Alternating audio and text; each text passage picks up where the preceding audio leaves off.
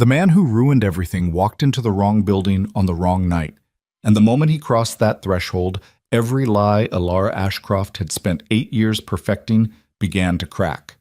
Lucian Marrow didn't announce himself. He never did. He simply appeared in the doorway of the lantern shelf at 9:20 on a Tuesday, the closed sign already turned, the street outside empty and wet, and he looked at her the way a man looks at something he owns but hasn't bothered to collect yet. He smiled. That particular smile, patient, amused, absolute, and said, "He's going to find out, maybe tonight, maybe next week, but you should know. When he does, I won't be the one protecting you anymore." Then he left. Alara stood behind the counter for a long time after the door closed, her hands flat on the wood, her breath shallow. Upstairs, she could hear Rowan's sneakers hitting the floor as he moved around his room. 7 years old and already too perceptive for her comfort. Already asking questions she didn't have clean answers to. She thought, "I have maybe 48 hours. She was wrong. She had 3. Taj, if you've ever had to choose between the truth and the only life you've built, drop your city in the comments. Let me know where you're watching from. And if this story reaches you, if it finds you wherever you are, hit that like button and subscribe, because what happens next will change everything you think you understand about loyalty, blood, and the people we sacrifice ourselves to protect. Mom. The rain had been falling since mid-afternoon, the kind that didn't announce itself, just settled in and made everything heavier. Cassian Voss noticed it only because his left shoe had a small split along the inner sole that he'd been meaning to have replaced for 2 months, and the wet had worked its way through and his sock was cold. That's what he was thinking about when the first shot was fired. Not strategy. Not the meeting he'd just left on the 42nd floor of the Carver building, where 3 men he'd known for a decade had spent 90 minutes lying to his face about numbers that didn't add up. Not Lucien, who had sat across from him with that unreadable calm he'd always worn like a second jacket. Just the cold seam of water along his left foot, and the thought that he really needed to deal with that. The shot came from above, from the fire escape on the east side of the building. It hit the concrete pillar to his right and threw a spray of grit across his cheek, and then his body took over. 8 years of the kind of life that trains reflexes past conscious thought, and he was moving before the sound had finished echoing off the buildings. He didn't go back to the car. The car was compromised. They'd have people on it. He went left, then left again, cutting through the kind of narrow service alley that smells like old grease and wet cardboard, coming out onto a street he didn't immediately recognize. The waterfront district. He'd been pushed further east than he intended. There was blood on his left hand from somewhere, a graze maybe, or the concrete shrapnel, and he pressed it against the inside of his coat and kept moving. 2 pursuers. He'd counted footsteps. One of them was faster, trained, keeping pace 3 blocks back. The other had gone wide, trying to cut him off. He turned down a side street lined with small storefronts, most of them dark. A bakery with the lights still on in the back. An old clock shop with a sign in the window that had faded to near illegibility. And between them, pushed back slightly from the sidewalk as if it had always been slightly reluctant to be found, a narrow bookstore. The lantern shelf, a warm amber light in the window, a small hand-painted sign, and through the glass, the silhouette of someone moving behind a counter. He didn't think. He pushed the door open. The bell above the door was soft, old brass, the kind that doesn't clang so much as murmur, and the smell of the place hit him before anything else. Old paper, candle wax, coffee from somewhere in the back. It was the kind of smell that reaches past the thinking part of your brain and grabs something older, and for one unguarded second, Cassian Voss forgot entirely what he was running from. Then the woman behind the counter looked up. He would think about that moment later, the specific geography of it, the half-second before recognition, the way her face was entirely open and then entirely closed, all in the time it takes to blink. She was wearing a dark green cardigan, her dark hair pulled back loosely, a pencil tucked above her ear. She had a book open on the counter in front of her, and she'd been marking something in the margin. Her eyes, when they landed on him, went very still. Alara Ashcroft. 8 years. 8 years, and she looked, not the same, that wasn't the right word. She looked like someone who had lived 8 years, which is different from someone who has merely passed through them. There were small differences, the kind that accumulate slowly and are only visible all at once after an absence. But the eyes were exactly what he remembered, careful, direct, the kind of eyes that see more than they show. She said, "Can I help you?" 3 words, flat, professional. The voice of someone who had never seen him before in her life. Cassian was bleeding through his coat lining, and there were 2 men somewhere in the streets outside who'd been paid to put bullets in him, and the only thing he was actually processing was the fact that Elara Ashcroft had just looked at him like he was a stranger. He stepped further into the store. The door swung shut behind him. "Elara, the store is closed," she said. She hadn't moved. Her hands were still on the book, but she wasn't looking at it anymore. She was watching him with a careful precision that he recognized. She was calculating something. Distance, maybe. Options. "I know it's closed." He kept his voice low. His heart was doing something irregular. "I'm not here to buy a book." "Then I'd suggest you leave." "I got shot at tonight." He said it flatly, the way you state a logistical fact. "I went left instead of right. I ended up here." He paused. "I didn't plan this." Something moved behind her eyes. Not softness, something more complicated than softness. She opened her mouth to speak, and that's when the door to the back of the store banged open and a small boy came through it at speed, the way children move when they're pursuing something with total commitment and no awareness of obstacles. He was maybe 6, maybe 7. Dark sneakers, one lace untied. A paperback clutched against his chest. He'd been running, clearly, and he pulled up short when he registered that someone unfamiliar was standing in his store. The boy put himself directly in front of Elara. Not beside her, not near her, in front of her. The gesture was so instinctive, so immediate, a child's version of what bodyguards spend years learning to replicate, that Cassian went very still. The boy stared at him with an expression that was 9 parts suspicion and 1 part the particular courage of someone who hasn't yet learned how frightening the world can be. "Who are you?" the boy said. Cassian didn't answer immediately. He was looking at the boy's eyes, pale, icy, a very specific shade of blue that he had only ever seen in 2 places, old photographs of his father and his own reflection. "Rowan." Elara's hand came to rest on the boy's shoulder. Her voice was steady, deliberately steady in the way that steadiness requires effort. "Go back upstairs. There's a man in the store. I can see that. Go upstairs." "But now please." The boy, Rowan, looked at her, then back at Cassian. He was doing the thing children do when they're trying to read a situation that the adults in the room are working hard to hide. His eyes were sharp, sharper than a 7-year-old's eyes should be, maybe. He held Cassian's gaze for a moment longer than was comfortable, and then he turned and disappeared back through the door without another word. The silence after he left had weight. Elara said nothing. She waited. Cassian's voice, when he found it, came out quieter than he intended. "How old is he?" "You need to leave." "Elara, you're bleeding on my floor." She said it without inflection. "I'm going to ask you one more time to leave, and if you don't, I'm going to call someone who will make you leave, and neither of us wants that." A beat. "Go." He looked at her. He looked at the door where the boy had gone. The numbers were simple. They'd been simple the moment he saw those eyes, but simple doesn't mean easy, and the thing about Cassian Voss, the thing that most people who'd spent time fearing him would have found startling, was that there were moments when he simply didn't know what to do. This was one of them. He went to the door. He stopped with his hand on the frame. He said without turning, "I'll come back." "Don't." He stepped out into the rain. The 2 men who'd been following him had lost the trail somewhere in the alley system. He walked 6 blocks north and made a call from a number they wouldn't recognize, and within 20 minutes a car arrived and he was out of the waterfront district and back in the city's ordered geography. He sat in the back seat with his coat pressed against his hand and looked out the window at the rain-slicked streets and said nothing.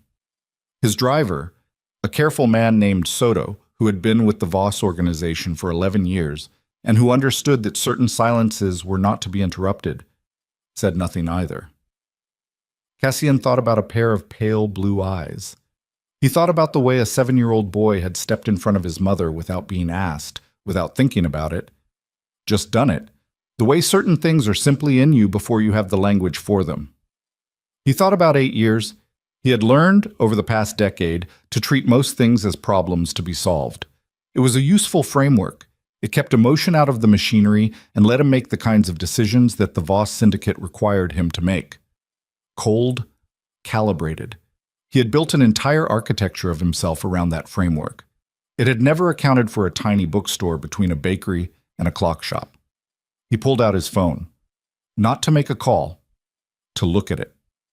He had a number for Alara. He'd always had a number for Alara, carried across every burner phone, every replaced device, 8 years of keeping it as a kind of deliberate wound, a thing he pressed on occasionally to confirm it still hurt. He'd never used it. He put the phone back in his pocket. Soto. Sir, I need everything there is on a property in the waterfront district. Small bookstore. The lantern shelf. A pause. And I need to know about the surveillance teams. Soto's eyes shifted briefly in the rearview mirror. Surveillance teams. On the building. Someone's running protection on that store. I want to know who. Soto said nothing, which was the correct response. He simply drove.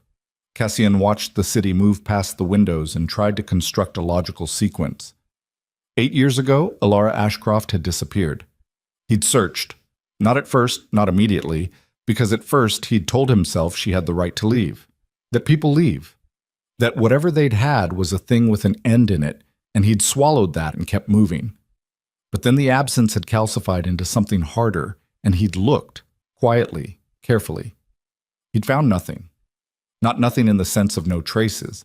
Nothing in the sense of traces that led nowhere, as if someone had been very deliberate about erasing the path. He'd eventually stopped looking. He wasn't proud of that.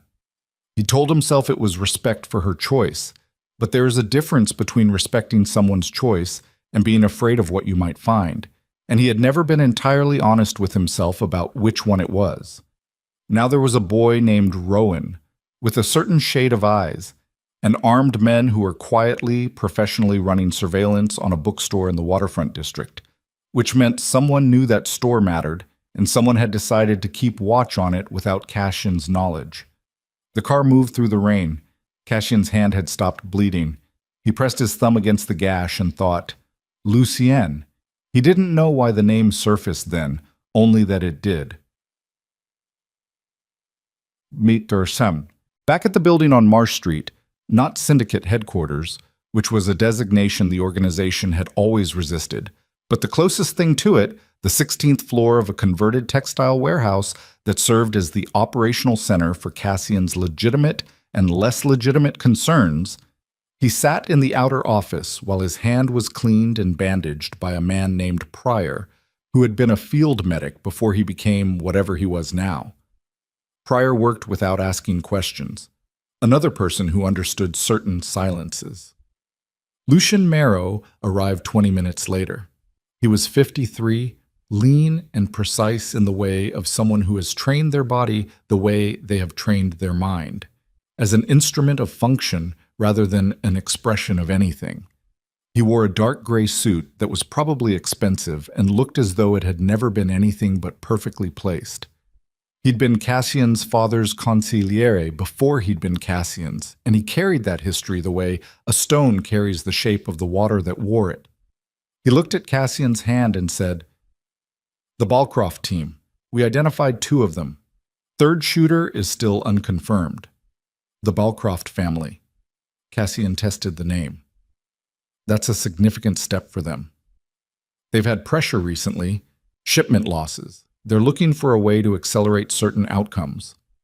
Lucien sat in the chair across from the desk with the particular ease of someone who has sat in that chair 10,000 times and never found it uncomfortable.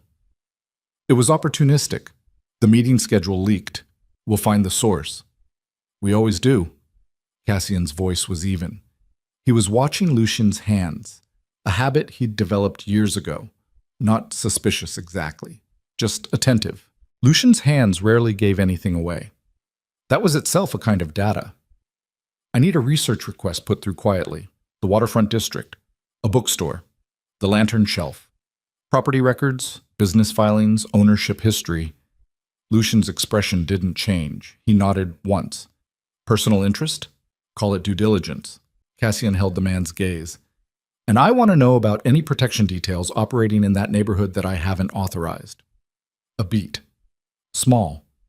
So small that a less attentive person would not have registered it. Then, of course. Tonight, Lucien. Understood. After Lucien left, Cassian sat alone for a while.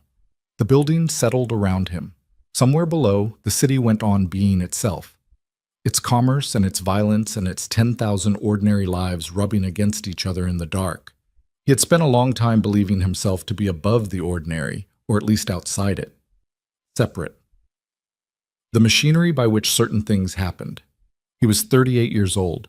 He had a son he'd never known existed. He looked at his bandaged hand. He thought about a boy who stepped in front of his mother and asked, "Who are you?" The question didn't have a short answer. He went back the next morning.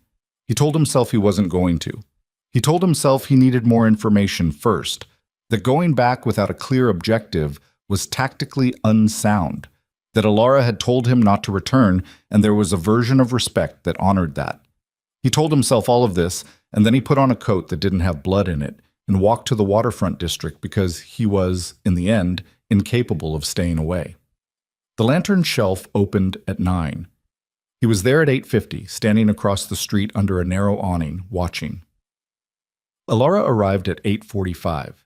She came from the north, walking quickly, a canvas bag on one shoulder and a coffee in her hand. She had her hair down today. She unlocked the front door without looking up, disappeared inside. And 2 minutes later, the lights came on. At 9:15, Rowan came down the exterior staircase that ran up the side of the building, the apartment above the shop, clearly, wearing a school bag and the expression of someone who was not fully conscious yet. He stopped at the bottom of the stairs and said something back up toward an open window. A pause. Then he headed east toward what Cassian assumed was a school. Cassian watched the boy walk down the street. He walked the way certain people walk, with a slight forward lean like he was already thinking about wherever he was going. He was 7. He was walking to school alone, which meant either Alara trusted the neighborhood or the neighborhood had been made safe. Cassian thought, the surveillance teams. He crossed the street and pushed open the door. Alara was behind the counter. She looked up. The expression that crossed her face lasted less than a second, and then was gone, replaced by something careful and controlled. "I told you not to come back." "I know." He closed the door behind him. The store was empty except for them. "I need to ask you something." "I don't owe you anything." "No," he said. "You don't." She waited. Her hands were on the counter again, flat, which he was beginning to recognize as a tell. Not nervousness exactly, but a way of anchoring herself, of making sure she was still standing on solid ground. "How old is he?" "Cassian." "How old, Alara?" She looked at him for a long moment. The radiator in the corner ticked. Somewhere upstairs something settled. She said, 7. He did the arithmetic. He had already done the arithmetic 18 times since last night. He did it again anyway, the way you press on a bruise to confirm it's real. "You should have told me." "Should I have?"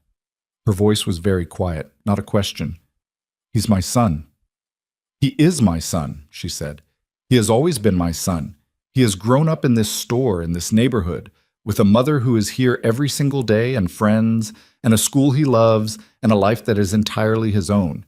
He has that because I made choices." Her eyes didn't move from his. "You don't get to walk in here because you happened to turn left instead of right last night and tell me what I should have done."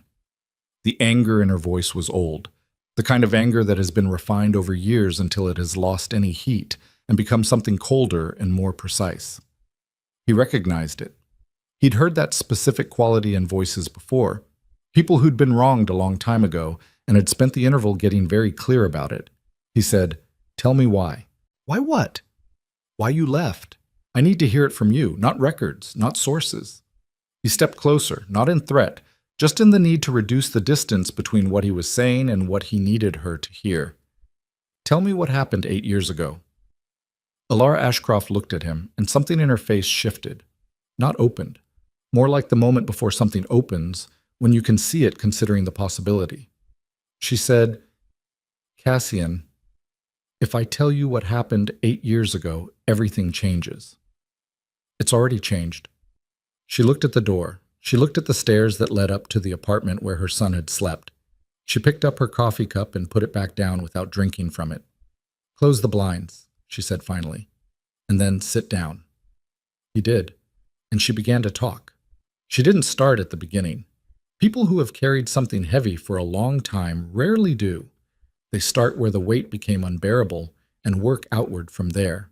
She started with a phone call. 8 years ago, 3 weeks after you left for the Carver negotiations, the ones that ran long, the ones you said would take 2 weeks and took 6. I got a call from a man I didn't know. He told me he worked for you. He said you'd sent him. She paused. Her hands were flat on the counter. She wasn't looking at Cassian. She was looking at the middle distance, the way people look when they're replaying something they've reviewed so many times the footage has worn thin. He said you'd found out about the pregnancy. Cassian said nothing. He was very still. He said, and I remember the exact words. I've had 8 years to remember the exact words. He said, Mr. Voss wants you to understand that the situation has become complicated. He's asking you to leave the city quietly. He's made arrangements. If you don't use them, the alternative is considerably less comfortable. The radiator ticked. Outside, a delivery truck rumbled past. I didn't believe him at first, Alara said. I called your number 4 times. No answer. She finally looked at Cassian. Her eyes were dry. Whatever grief had lived in this story, she had processed it long ago into something else, something harder and more functional. Then I got a package, delivered to the apartment. Inside was a phone. On that phone was a voice recording. She stopped. Cassian said, What was on it? Your voice. She watched him carefully. Saying that the pregnancy was a problem, that you couldn't have that kind of complication during the Carver negotiations, that it needed to be handled. A beat. You sounded very calm. He felt something move through his chest that wasn't quite any emotion he had a clean word for. That recording doesn't exist. I know that now. Alara? I know that now, she said again, with a quiet emphasis that made it clear she was not interested in his denial as a defense, only as a data point she'd already accounted for. At the time, I was 29 years old, 7 weeks pregnant, and the man I loved had just sent someone to my door to deliver a threat, and I had a recording, in your voice. She picked up the coffee cup again, set it down. What would you have done?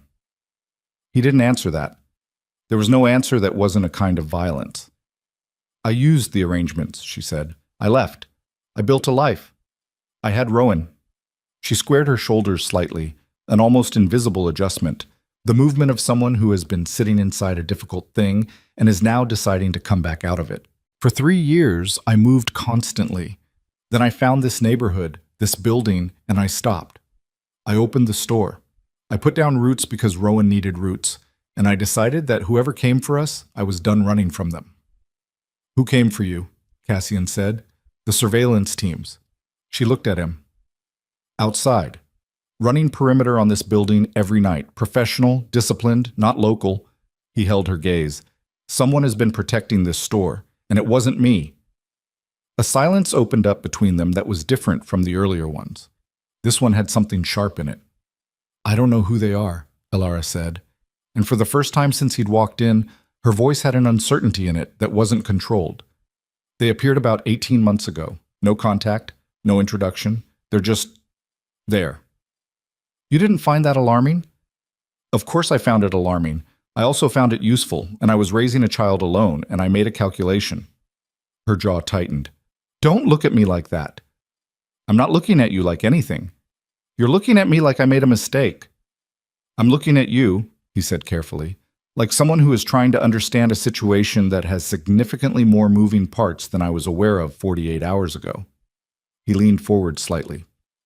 Someone staged that recording. Someone sent that man to your door. Someone built an entire fiction that sent you running for 8 years. And now someone is running a protection detail on your building that neither of us authorized. He paused. Those aren't separate problems. She stared at him. Those are all the same person, he said. He left the store at 11. He didn't want to leave. That was the uncomfortable truth of it, the thing he didn't examine too carefully. The fact that standing in that narrow bookstore with its amber light and its smell of old paper was the first place he'd felt something close to oriented in a very long time. But Rowan would be home from school by 3:15, and he needed to be gone before that happened. Alara had made that clear without saying it, and he had understood. He called Soto from the street. The research request. What have we got? Ownership is clean. She's had the property for 5 years, purchased outright. Business filings are current, no outstanding liens. A pause. The surveillance teams are more interesting. Talk. 3-person rotations, 12-hour shifts. The equipment they're running is not available commercially. Soto's voice was careful, the way it got when he was delivering information he understood to be significant. We ran the registration on 2 vehicles we identified in the area. Both came back to a shell company, Meridian Consulting. Meridian traces back through 4 more shells before it disappears into a holding structure in the Cayman Islands. Cassian stopped walking. The holding structure, Soto continued, sits adjacent to a series of accounts that were established by your father's estate. The street noise continued around him. A woman pushed a stroller past. A cab honked somewhere to his left. You're telling me, Cassian said, that my father's money is paying for surveillance on that store. I'm telling you the financial architecture points in that direction. I can't give you certainty without deeper access. Get deeper access. Surface, tonight, Soto. He ended the call and stood on the sidewalk for a moment with his phone in his hand. His father, Aldrich Voss, had been dead for 4 years. Heart failure, officially. The old man had been 71, had smoked for 40 years, had run a criminal empire with the casual iron certainty of someone who genuinely believed the rules of mortality were negotiable until they weren't. The estate had transferred to Cassian cleanly, or so he had believed. The accounts, the holdings, the structures both visible and less visible. Apparently not all of them. He thought about Rowan, about a 7-year-old with a particular shade of eyes, about the fact that Aldrich Voss, who had spent his entire life building something he called a legacy, had apparently known about his grandson for how long? Long enough to set up a protection detail, long enough to build a financial architecture around it, long enough to say nothing to his own son. He started walking again. He needed to think, and he thought best when he was moving, always had, the physical rhythm of it doing something to the cognitive machinery that sitting at a desk couldn't replicate. He walked north, then east, covering ground without particular destination, and he thought about his father, and about the word legacy, and about the way old men sometimes decided that keeping secrets was a form of love. It wasn't. He knew that now, with a clarity he couldn't have managed 10 years ago. Keeping secrets is a form of control. The love story is just the justification you dress it in. Lucien Marrow's office was on the 14th floor. It was a corner room, which Cassian had offered him, and which Lucien had accepted without comment, as he accepted most things, as if they were simply the natural order arriving on schedule. He had a view of the river on one side and the city on the other, and he kept the blinds at a precise 45 degrees, enough to let in light without permitting visibility. Cassian came in without knocking, which was not unusual. Lucien was at his desk. He looked up from a document he was reviewing. His expression was its customary thing, neutral, attentive, calibrated to whatever register the room required. The Meridian Consulting accounts, Cassian said. A pause. Barely measurable. Less than a second. But Cassian had known this man for 20 years, and he caught it the way you catch a single wrong note in a piece of music you've heard 1,000 times. I'll need more context, Lucien said. No, you won't. Cassian sat down across from him. Not aggressively, just with the particular settled quality of someone who has decided to be here for a while. The accounts trace back to my father's estate. I want to know what they were established for and who has been managing them. That's a significant audit request. It'll take time to... Lucien. He said the name quietly. That was usually enough. I'm not asking you to audit anything. I'm asking you what you know. Lucien set down his pen. He folded his hands on the desk. He looked at Cassian with the expression of a man choosing, very deliberately, what to put on his face. Your father maintained certain private arrangements, he said. He was meticulous about separation. Some structures weren't integrated into the main estate for reasons of security. I was aware of their existence in a general sense. The specifics were his. He didn't fully disclose them before he died. That's not unusual for men in his position. And it didn't occur to you, Cassian said, to mention to me that there were financial structures I wasn't aware of, connected to my family's name being actively used to fund surveillance operations I hadn't authorized. Lucien's hands remained folded. I didn't have confirmation they were actively funded until relatively recently. How recently? 6 months ago. 6 months. Cassian's voice didn't change. And in 6 months, you didn't bring it to me. I was trying to understand the full scope before... Lucien. Quieter now. Stop. The word landed in the room and stayed there. Lucien looked at him, and for the first time in the 20 years Cassian had known this man, he saw something in those carefully arranged features that he had never seen before. Not fear exactly, more like the recognition that a particular door had just been reached. Who was the man, Cassian said, who went to Alara Ashcroft 8 years ago? Nothing moved in Lucien's face. That was the tell. A truly uninvolved person would have furrowed a brow, would have asked, Alara who? Lucien Marrow said nothing, and his face said nothing, and that was everything. Cassian stood up slowly. He pushed the chair back with the backs of his knees and stood there for a moment, looking at the man who had sat across from him at every significant table for 2 decades, his father's most trusted instrument, the person who had managed the syndicate's most sensitive operations with a precision that Cassian had always quietly admired, had modeled himself on, had considered the gold standard of a certain kind of professionalism. He said, "We're going to have a different kind of conversation soon. I want you to understand that." Lucien said, "Cassian, not now." He moved to the door. "Get me the Meridian records by end of day. All of them. Every account, every transaction, every payroll line." He stopped at the threshold without turning around. "And Lucien, if anything is missing when I look at them, I'll know you made a choice, and I'll treat it accordingly." He left the office. He didn't look back. He was at his desk on the 16th floor when Soto called at 2:40 in the afternoon with a voice that had lost its careful neutrality. "We have a problem." "Tell me." "The deeper financial access you requested, I pulled the full Meridian structure." A pause. "Cassian, this isn't just a surveillance operation. The accounts have been active for 7 years. Consistent monthly transfers to 6 different organizations. 2 private security firms, 1 legal firm, 1 medical group, and 2 entities I haven't identified yet. The total expenditure over 7 years is..." Soto stopped. "It's significant." "How significant?" "North of $14 million. He set down the pen he was holding. $14 million spent over 7 years protecting a bookstore. "Protecting something connected to that address," Soto said. "The legal firm is interesting. They've been filing documents periodically, sealed filings, a jurisdiction I don't have immediate access to. And the medical group..." Another pause. "They're a genetic research group, specialized. The kind of work they do is biometric, hereditary profiling." The word landed in Cassian's chest like something thrown hard. "Biometric," he said. "Bloodline verification, identity authentication through genetic markers." Soto's voice was steady and precise in the way it got when he was delivering information he understood was catastrophic and was choosing professionalism as his method of getting through it. "Your father's estate, the global financial holdings, the ones that never fully transferred." "Say it," Cassian said.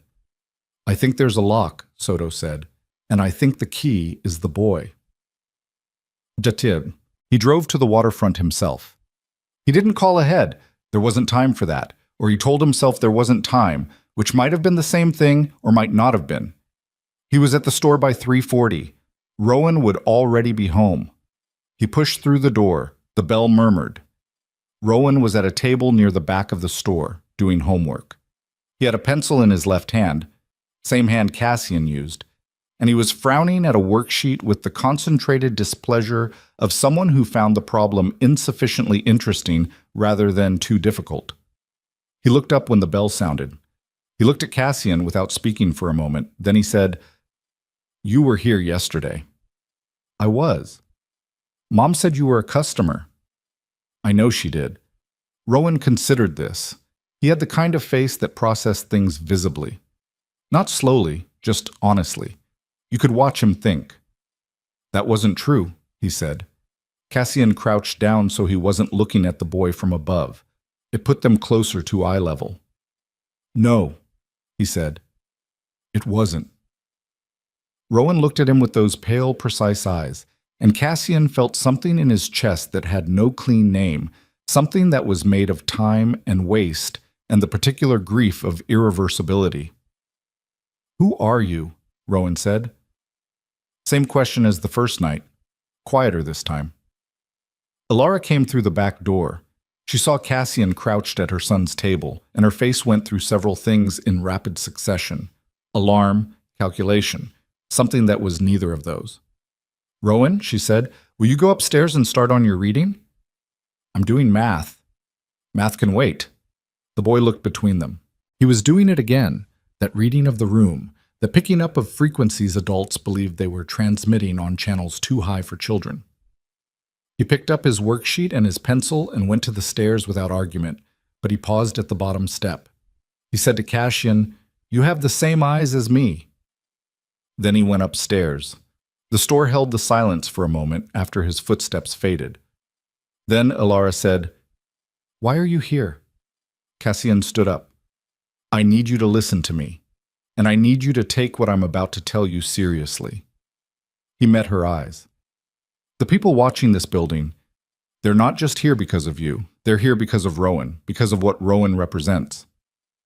She went very still. "My father," he said, "he built something. Over decades. A financial structure, global, layered, deliberately obscured, and at some point, I don't know when, I don't know how, he found out about Rowan, and he built a lock." He watched her face carefully. "The kind of lock that requires a key. A biological key. A bloodline." "What are you saying?" "I'm saying my father encoded control of a significant portion of the syndicate's hidden financial empire into a biometric system. A system that requires direct genetic verification from his bloodline to access." He paused.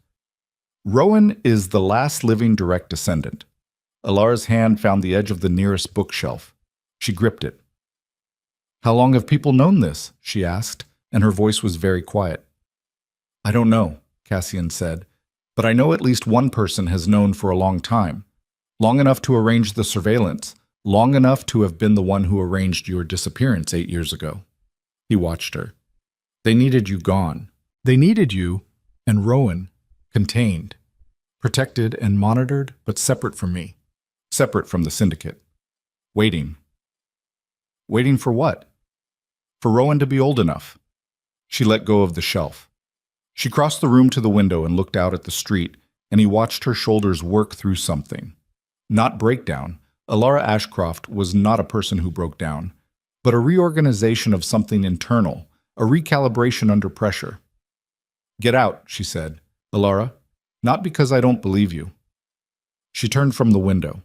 Her eyes were dry and furious and afraid in a way she was not entirely managing to conceal. "Because my son is upstairs and I need 10 minutes to think before I say anything else to you, and I cannot do that while you're standing in my store." He nodded. He moved to the door. "Cassian." Her voice stopped him. He turned. She was looking at him with an expression he hadn't seen before. Not the anger from this morning, not the controlled grief from the story she'd told him. Something raw, something that had just been made, just in this moment. "If you're right, if someone has been watching us for 7 years, managing us, moving us like pieces, then your coming here last night wasn't an accident." He looked at her. "Someone let you get shot at," she said. "Someone let you run in the wrong direction. Someone made sure you ended up on this street." Her voice was very steady. You didn't find me by accident. Someone pointed you here. And I want to know why now. What's changed? Why is now the moment they decided you needed to find us? He stood in the doorway for a moment, the street behind him, the amber light of the store in front of him, and he turned the question over, and he found, in the turning, that he had no answer that didn't lead to something he wasn't ready to name yet. 10 minutes, he said. He stepped outside. He was standing on the pavement, turning Alara's question over in his mind, when his phone rang. Soto. He answered. We have a situation. Soto's voice was stripped of everything except information. An hour ago, 2 men entered the Carver building. They went to the 42nd floor, the room where you met last night. A pause. They weren't looking for you. They were looking for documentation. Specifically, the biometric access protocols your father's lawyers filed under seal 17 years ago. Cassian said nothing. Someone is moving fast, Soto said. Someone who already knows where the protocols are. Someone who's been waiting for exactly this moment and has now decided the waiting is over. Another pause. Cassian. The 2 men we identified from the Carver building, they work for Lucien. The street was cold. The store behind him was warm. Upstairs, a 7-year-old boy with pale eyes was doing his homework and didn't know his name was written into a financial empire he'd never heard of. And there were men who had spent years waiting for him to be old enough, and the waiting had just ended. Cassian turned back to the door of the lantern shelf and pushed it open with enough force that the brass bell didn't murmur this time. Alara was already moving when he came back through the door. She had a bag on the counter, Satyam canvas, the kind she carried daily, but she was adding things to it with a speed and selectivity that told him she'd done this before, not recently. But the muscle memory was there, the particular economy of someone who had once known how to disappear and had never entirely forgotten the choreography. How much time do we have? She said without looking up. I don't know. Best guess. If Lucian's people were at the Carver building an hour ago and they found what they were looking for, he crossed the room quickly, went to the window, checked the street. The surveillance vehicles he'd identified yesterday were gone. Both of them. The absence was louder than their presence had been. They're already moving. Alara zipped the bag. She looked at him with an expression that had shed everything except function. Rowan goes first. Whatever else happens, Rowan goes first. Agreed. I have a place. 4 blocks north, above the Portuguese bakery. A woman named Dora. She's kept a room ready for 2 years. She doesn't ask questions. They'll know about Dora. They don't know about Dora. Alara is... I know what they know. Her voice was sharp and flat. I've spent 7 years mapping the edges of whatever this surveillance was. I tested it. 3 times I moved toward people I thought might be contacts. People from before. All 3 times, those people were approached within 48 hours. Dora is someone I met here. After. She exists in no record connected to my previous life. She held his gaze. They don't know about Dora. He looked at her for a moment. He nodded. Go get Rowan. She was already on the stairs. He stood in the empty store and watched the street and listened to the sounds above him. Her voice, low and calm, the particular cadence adults use when they're trying to deliver alarming information to children without the alarm showing through. A pause. Rowan's voice, a question, 2 words he couldn't make out. Her response, longer. Then footsteps. They came down together.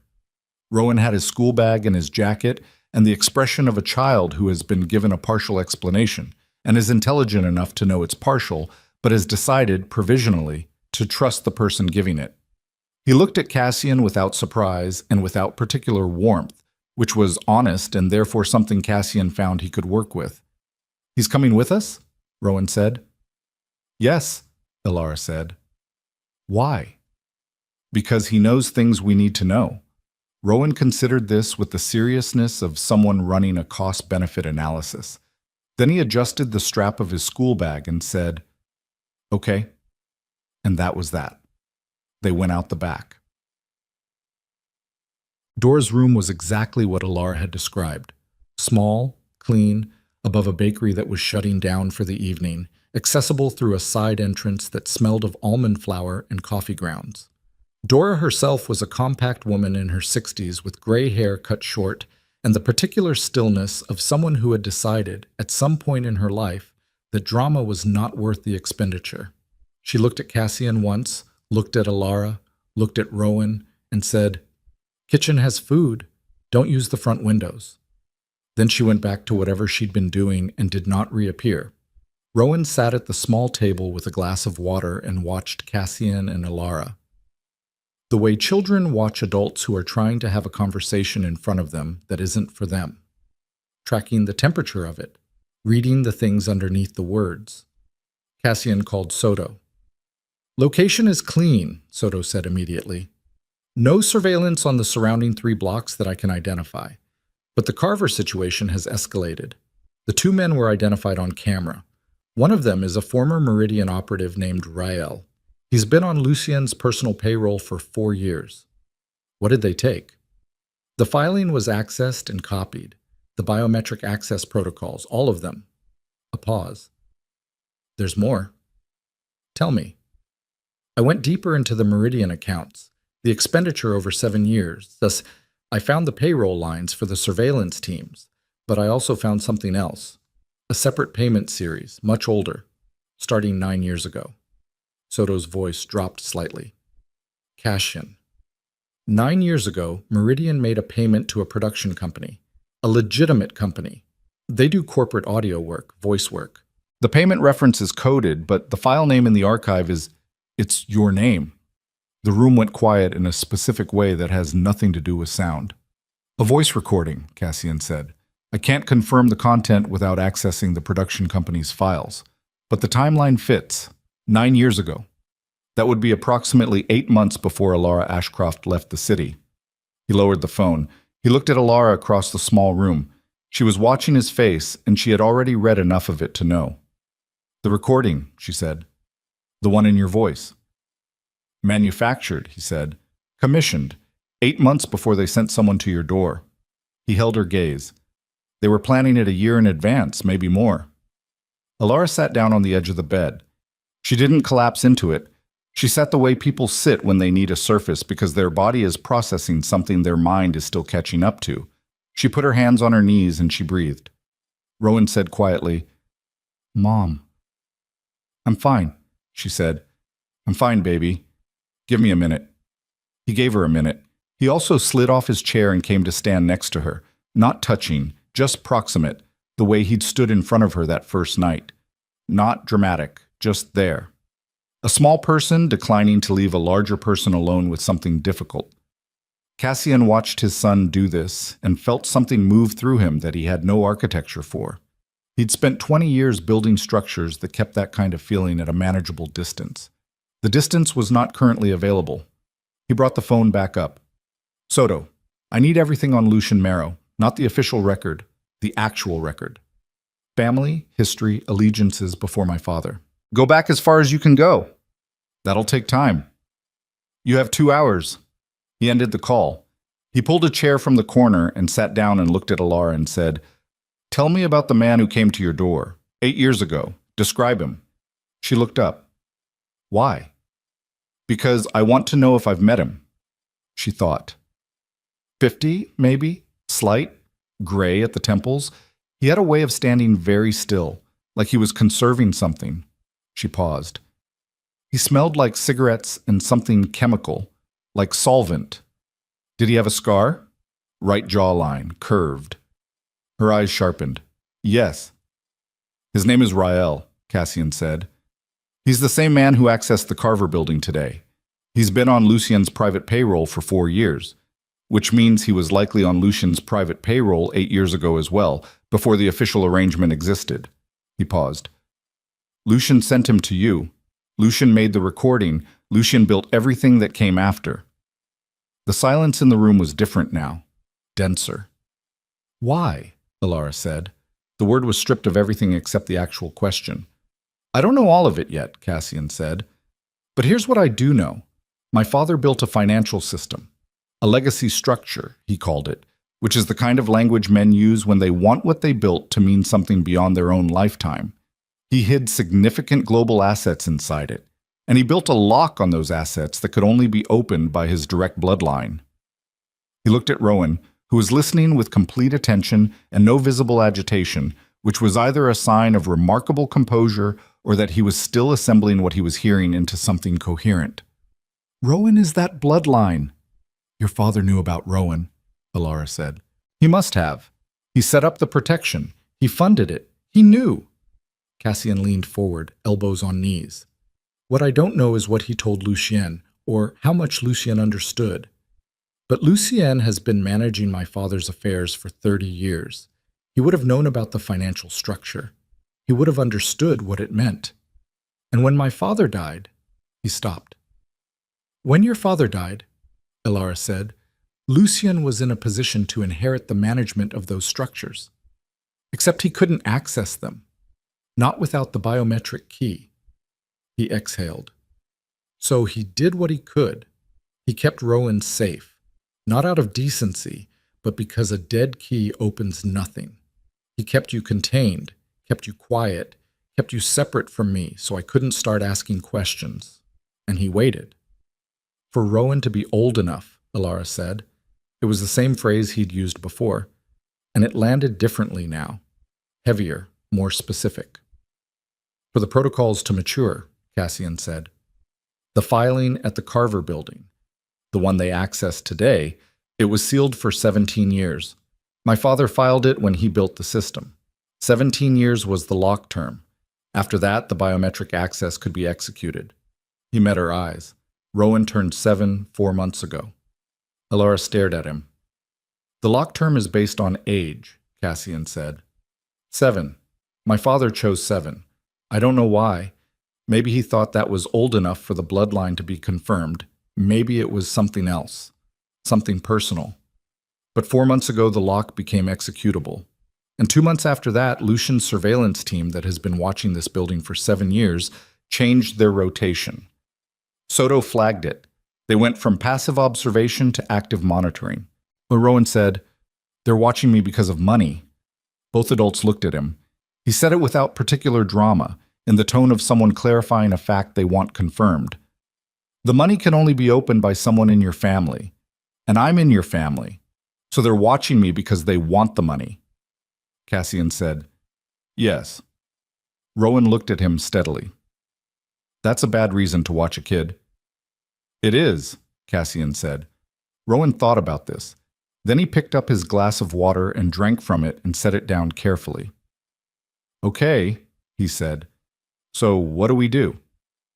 What they did, in the immediate term, was wait for Soto, who arrived at the back entrance of Dora's building at 9:17 in the evening with a courier bag full of documents and the specific look of a man who has been moving fast for 6 hours and has found things he didn't want to find. He spread the documents on the small table. Rowan had been persuaded to sleep in the back room, persuaded not without negotiation, which had involved Alara making certain promises about morning pancakes, and Cassian, to his own surprise, saying, "I'll be here when you wake up," which Rowan had accepted with the evaluative look of someone who was deciding whether to extend provisional credit, and then gone to sleep. Soto said, "Lucian Marrow's real name is Lucian Marek. He was born in a city in Eastern Europe, emigrated at 17. He was recruited by your grandfather's organization at 22, not as support staff, as an intelligence asset. He was already trained. Someone trained him before your grandfather found him." "Who?" Cassian said. "That's where it gets complicated." Soto pointed to a document near the top of the pile. "The organization that trained him doesn't exist anymore, technically, but 20 years ago it was known as the Ventry Group, a private intelligence firm that worked both sides of several significant financial conflicts in the 90s. They specialized in long-term asset management." He paused. "By which I mean they placed people in positions of trust inside target organizations and waited." "Sleeper assets," Alara said. She said it with a flatness that suggested this was not a concept she found surprising, which itself was information. "Long-term sleeper assets," Soto confirmed. "Lucian was placed in your grandfather's organization when he was 22. He has been there ever since, 31 years. He looked at Cassian. "He was there when your father built the legacy structure. He was likely involved in designing parts of it, and he has been waiting for 31 years for the moment when those assets could be accessed. He's not working for himself, Cassian said. No, the Vauntry Group was absorbed 17 years ago by a holding entity called Solace Capital. Solace Capital is, on paper, a legitimate asset management firm. In practice, Soto stopped. He chose his next words carefully. In practice, they are the reason your father built the lock the way he built it. He knew about Solace. He knew Lucien was compromised. He built the biometric system specifically to ensure that if Lucien ever tried to access the assets, he couldn't do it without producing your direct bloodline. Cassian looked at the documents. He thought about his father. The old man, gray and heavy in his last years, making decisions Cassian hadn't been privy to, building structures Cassian hadn't known existed. He had always resented his father's opacity, had always read it as control, as the refusal to fully relinquish authority even as age stripped it away. Now he read it differently. His father had known that Lucien was compromised, had known about Solace, had known he was surrounded. And instead of confronting it, which would have been dangerous, which might have accelerated exactly what he feared, he had built a trap, hidden in the architecture of a legacy system, a system that would only pay out to someone who couldn't be manufactured. His father had known about Rowan and had said nothing because saying something would have made Rowan a target. He'd kept the boy safe the only way he knew how, by keeping him secret, by funding surveillance through channels Lucien couldn't easily trace, by building a lock that required the boy to be alive and present and verified, by making his grandson necessary. Cassian sat with this for a long moment. It was a complicated grief, the kind that has admiration tangled up in it alongside the anger, and he didn't have time for it now, so he set it aside in the particular way he had learned to set things aside. Not forgetting them, just placing them somewhere accessible for later. "Where's Lucien now?" he said. Soto's expression shifted. "That's the other thing." He pulled a document from lower in the pile. At 7:30 this evening, Lucien Marrow left the Marsh Street building. He took a car we don't own to an address in the industrial district. He's been there for 90 minutes. A pause. Cassian. He took 3 men with him, and Rael. What's at that address? A facility. It belongs to, on paper, a logistics company. Soto set the document on the table. But the building has 2 basement levels that aren't on any city filing, and the financial trace on those levels leads back to Solace Capital, Cassian said. Yes. He looked at Alara. She was already looking at him. Her face had gone to a specific place, not fear, but the territory adjacent to it, where the fear has been acknowledged and set aside in favor of what comes next. His phone buzzed. He looked at it. Unknown number. A text. 3 words. I have him. Then a photograph. Rowan. Sitting in a chair in a room that was not the back room of Dora's building. A room with concrete walls and fluorescent lighting. He was holding his school bag in his lap. He was not visibly hurt. He was looking at the camera with an expression that broke something open in Cassian's chest. Not terror, not tears, but the specific closed-off look of a child who has decided that whatever happens, they are not going to give whoever is watching the satisfaction of watching them fall apart. 7 years old. His son. And he was sitting in a concrete room somewhere in the city doing what Cassian himself had done at 7 years old, holding himself together through sheer will in a situation he hadn't chosen. Cassian stood up so fast the chair went back. He's not in the building, Alara said. She was already moving toward the back room, already knowing, her voice having lost all steadiness now, stripped to something raw and operational. She pushed the door open and the back room was empty. The narrow bed, the window latch open, the suggestion of recent occupation. She stood in the doorway of the empty room and her hands went to the doorframe on either side. Cassian came to stand behind her. He looked at the open window, at the perfectly made bed, at the school bag that was not there because Rowan had taken it, which meant he'd gone through the window willingly, or had been moved fast enough that he'd grabbed the one thing he always carried and gone. He looked at the photograph again, Rowan's school bag, in his lap, in a concrete room. He'd taken it because it was his, because it was familiar, Because in a bad situation, you hold on to what is yours. Cassian thought, my father's son, my father's grandson. Elara turned from the empty room. Her eyes were wet, but her jaw was set, and her voice, when it came, was the voice of someone who has moved past what they feel and into what they are going to do. Where is that building? She said. Soto was already pulling up the address. Cassian's phone buzzed again. Same unknown number. This time, no photograph, just text.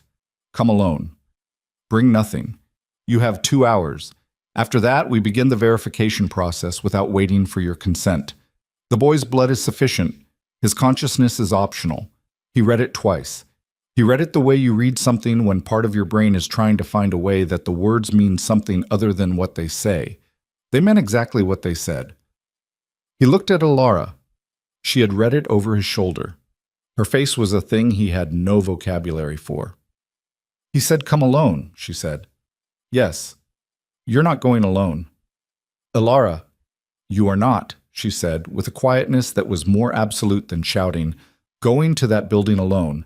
I have been keeping that child alive and safe for 7 years with no help from anyone, and I am not going to stand in a bakery apartment and wait while you... She stopped. She pressed her lips together. She breathed. I know things about the biometric system that you don't. Things I found out before I left. Things I did before I left. Because I was 7 weeks pregnant and terrified, and I needed...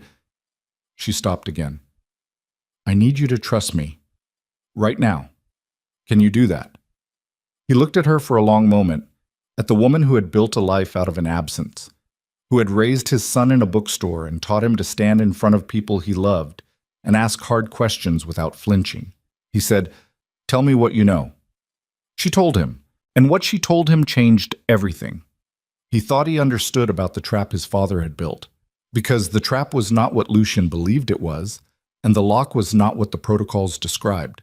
And somewhere in the 7 years that Elara Ashcroft had spent in a waterfront bookstore, she had done something extraordinary and quiet and invisible, the way she did most things. She had rewritten the ending. But Lucien had Rowan, and Rowan was in a concrete room, and they had less than 2 hours, and whatever the ending was supposed to be, they had to get there first. Cassian put his phone in his pocket. He looked at Soto. How many people can we move in 2 hours that Lucian doesn't know about? Soto said, enough. Then move them, Cassian said, and get me a map of those basement levels. He looked at Elara. She had already picked up the canvas bag.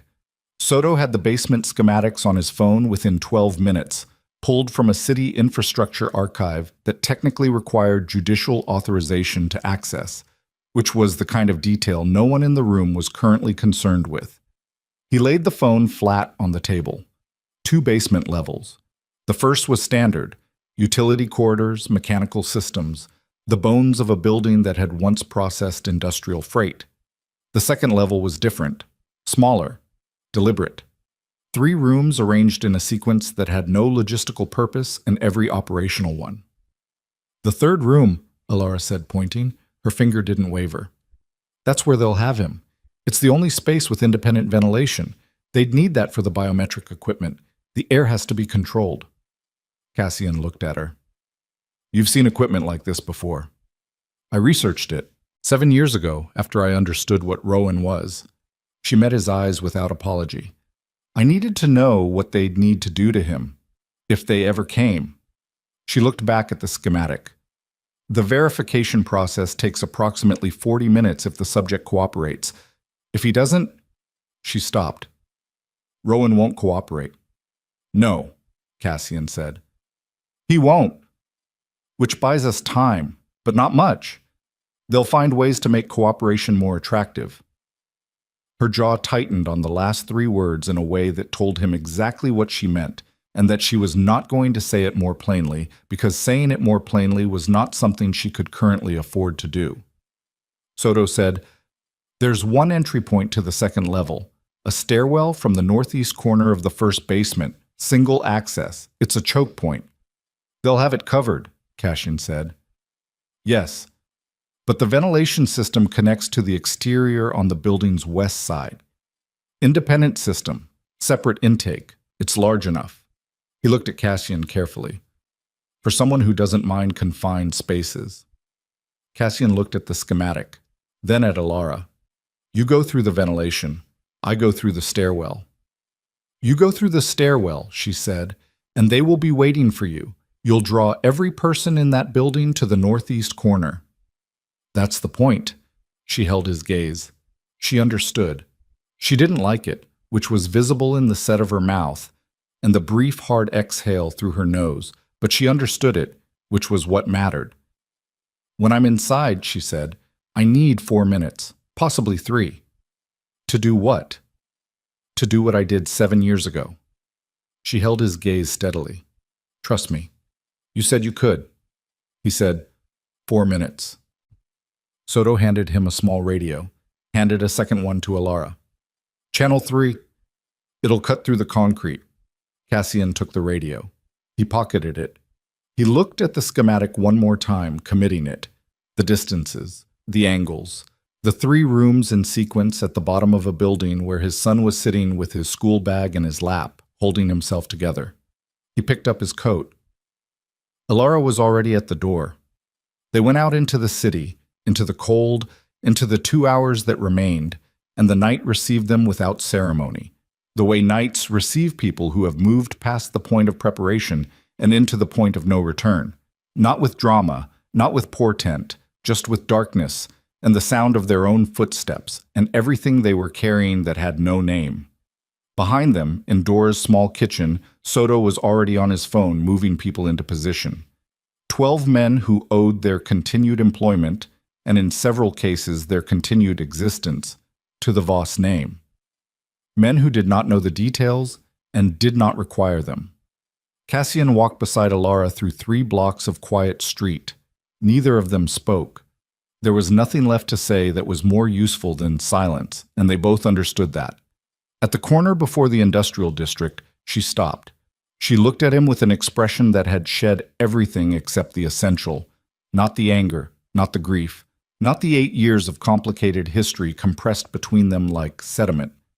Just the immediate and irreducible fact of 2 people who were about to do something dangerous and needed each other to survive it.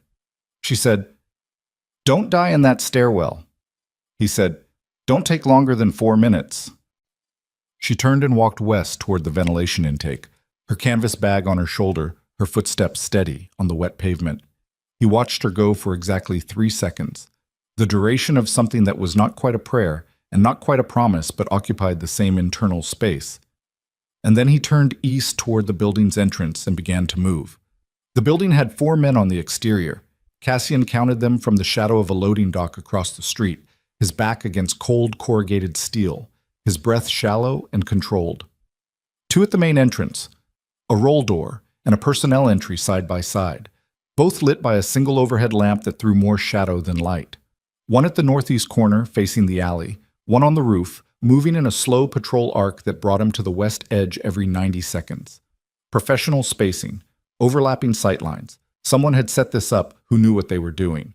He keyed the radio once, a single click, the signal that he was in position. 2 clicks came back. Alara, at the ventilation intake on the west side. He looked at his watch, 11:41. 1 hour and 19 minutes remaining on the deadline Lucien had given him, which meant nothing, because Cassian had no intention of honoring the deadline, and Lucien almost certainly knew that. He moved. He went left, away from the main entrance, using the parked freight containers along the south side of the building as cover. The container steel was cold through his coat when he pressed against it between movements. His left hand, the bandaged one, was functioning well enough, but he could feel the wound pulling when he gripped, a specific complaint that he filed away and ignored. The northeast corner guard was a problem. He was positioned well, back to the building wall, eyes on both the alley and the approach from the south. No obvious angle. Cassian waited. He counted the guard's small movements, the weight shift from left foot to right, the periodic check of a device in his left hand, the slight turn of the head every 30 seconds to check the alley entrance. Patterns. Everyone had patterns. The guard's pattern gave him a 4-second window every minute and a half when his head was turned and his peripheral vision was compromised by the wall corner. Cassian used the window. 4 seconds was enough. The guard went down without sound, controlled, lowered to the ground with the kind of care that had nothing to do with kindness and everything to do with noise management. Cassian took his radio and his keycard and moved to the northeast personnel door. The keycard worked. The door opened inward onto a stairwell, concrete, fluorescent, exactly as the schematic had shown. The smell was industrial cleaner over something older, damper. Below him, 2 flights down, light. He went down. The first basement level was largely open, the utility corridor space Soto had described. Cassian moved through it in the shadow along the east wall, stepping over a cable conduit that crossed the floor at ankle height. Ahead, the stairwell to the second level. 2 men positioned at its base, facing outward. They heard him at the same moment he stopped pretending they wouldn't. What followed was not elegant. It was fast, and it was ugly, and it involved a metal pipe section from the conduit rack that Cassian had picked up on the way through, and his own body used as a blunt instrument in the particular way that only works if you've accepted in advance that you are going to absorb damage in the process of delivering it.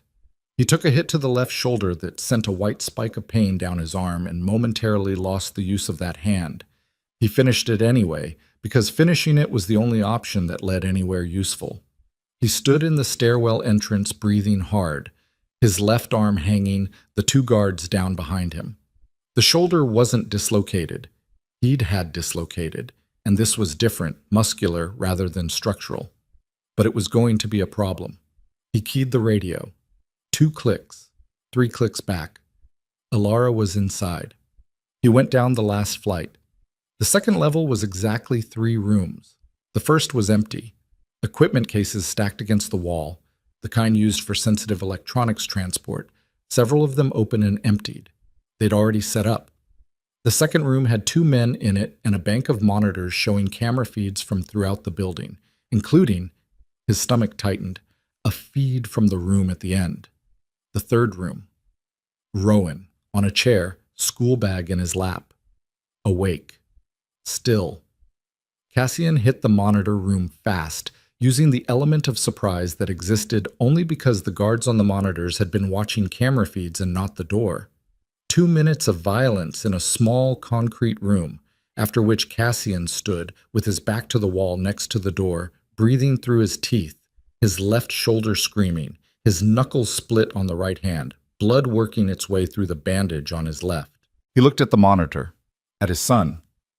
Rowan was looking directly at the camera above the door of the third room. Not at the door, at the camera, as if he knew. As if he'd worked out where the lens was and had decided to look at it on the theory that someone who cared about him might be watching. Cassian pressed his palm flat against the monitor for a moment. Then he moved to the third room's door. It was locked from the outside. A keypad. He tried the keycard. Wrong system. He looked at the keypad. 6 digits. He thought about his father, about the age of 7, about the number 17. He typed 170007. The lock released. He pushed the door open. Rowan looked up. He looked at Cassian. He looked at the blood on his hands and the state of his coat, and the way he was holding his left arm slightly away from his body. He said nothing for a moment. Then he said, "You look bad." "I've looked worse," Cassian said. "Can you walk?" "I'm not hurt." Rowan stood up, school bag over one shoulder, with the efficient movement of a child who has been sitting still for a long time and is very ready to stop. "There were 2 men in here. They left 15 minutes ago. One of them got a call." "From who?" "I don't know, but he looked scared after it." Rowan looked at him steadily. "Where's Mom?" "Coming. We need to move toward her." He crossed the room, crouched down, looked at the boy directly, at the pale eyes. Up close, in the fluorescent light, the resemblance was not just in the color. It was structural. The line of the jaw. The particular set of the brow. 7 years of a face Cassian had not been present to watch develop, arriving all at once. "Are you actually okay?" Rowan looked at him with the evaluating expression that seemed to be his default mode. "I was scared," he said, "but I didn't show them." "No," Cassian said. "I know you didn't." Something moved in the boy's face. Brief, quickly managed, but real. He adjusted the strap of his school bag. "Okay," he said. Let's go. They were 2 steps into the corridor when the lights went out. Not a flicker. Complete and immediate. The fluorescence killed at the source. The monitor room dark. Everything dark except the faint emergency strip along the floor edge that threw just enough red-tinted light to see shapes and nothing more. Cassian put his hand on Rowan's shoulder. Stay behind me. Both hands on my coat. Don't let go regardless of what happens. Small hands found the back of his coat and gripped. They moved. The monitor room was empty. The guards were still down. Nothing had changed there. But the stairwell above was no longer unassisted. Cassian heard them before he saw them. 2 sets of footsteps descending fast, and then a third, slower, deliberate. He pulled Rowan back into the monitor room doorway. The footsteps reached the 2nd level. A flashlight beam cut across the stairwell entrance, swept the corridor. Then a voice. Lucian Marrow said, Cassian, I know you're on this level. I'm not going to insult either of us by pretending otherwise. His voice was exactly what it always was. Calibrated. Even. The voice of someone who had practiced for 30 years, the performance of someone who has everything under control because having everything under control was the one thing that kept the whole structure standing. Cassian said nothing. He measured the distance. Stairwell entrance was 12 meters. Lucian had 2 men with him, the flashlight carrier and 1 more in shadow. But the 3rd set of footsteps had stopped somewhere on the stairs. A 3rd man, positioned to cut off retreat. The boy is what I need, Lucian said. He was moving slowly down the corridor, the flashlight beam preceding him. Not you, not Alara, just the boy, for 40 minutes, and then this is finished and everyone walks away. A pause.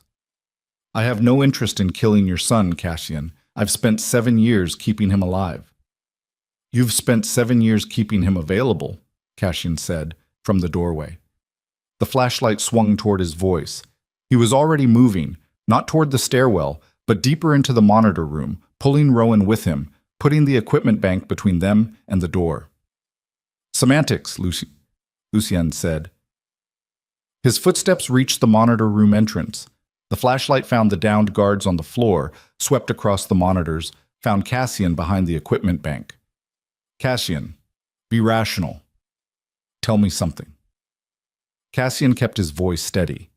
Behind him, Rowan's hands on his coat, absolutely still. The boy had gone so quiet that if not for the physical contact, Cassian might not have known he was there. 30 years. My grandfather, my father, now me. Was any of it real? A silence. The flashlight didn't move. Parts of it, Lucian said. Which parts? Your father... He stopped. Something shifted in the calibrated voice. Not much, just enough to be audible. Your father was extraordinary, you know that. He built something that should not have been possible to build, and he protected it with a level of foresight I genuinely admired. A pause. He was also a man who made his choice, and I made mine, and neither of us ever pretended otherwise. Not to each other. He knew, Cassian said. He knew about you. He knew something was wrong. He didn't know the specifics. Lucian took a step into the room. He built his lock. I adapted my plan accordingly. It's been 30 years of 2 very patient men adjusting to each other's contingencies. Another step. He's gone, Cassian. I'm still here. And the boy is the key. The radio in Cassian's pocket clicked 3 times. Alara, in position.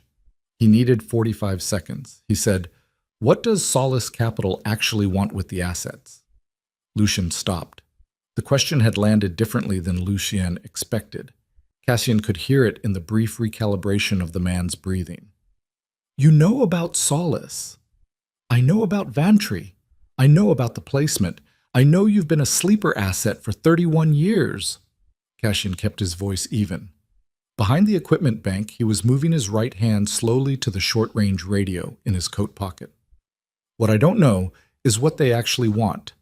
A criminal financial empire.